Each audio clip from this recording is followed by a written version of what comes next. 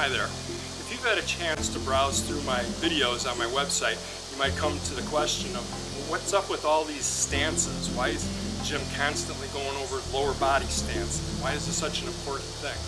Well, like any home builder, architect, designer will tell you, a foundation, the base of any type of building, needs to be strong before you can start adding on to it. If your foundation isn't strong, the whole structure collapses. Well, that's how our body works too. Your feet, your knees, your legs, they take a lot of stress over the years from all the walking you do. If you don't build a strong foundation with the lower body, how is it going to carry the rest of your body as you continue to age? Different stances do unique things to the body. Horse stance. This position promotes circulation where the leg and the torso come together. As we continue to get older, fingertips and the toes are where we have circulation problems because they're the farthest from the heart.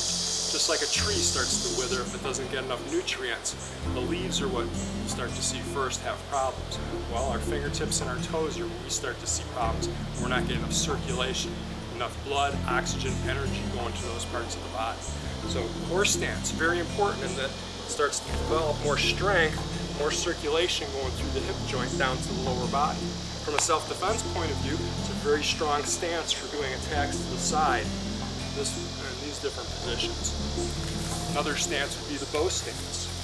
The front knee is over the ankle, the back leg is locked. This is an important stance for self-defense because this triangle shape gives you a very solid foundation. It's very beneficial also for the hips and the circulation for the lower body, also developing strength in the legs, the knees, the ankles from trying to hold that stance.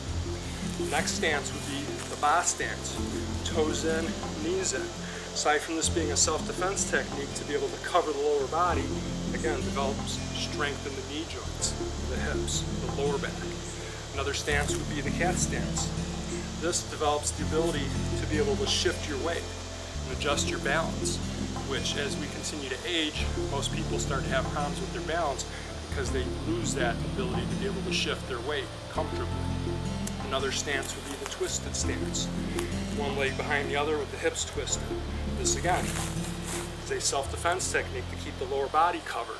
But what's more important, more circulation down to the lower body.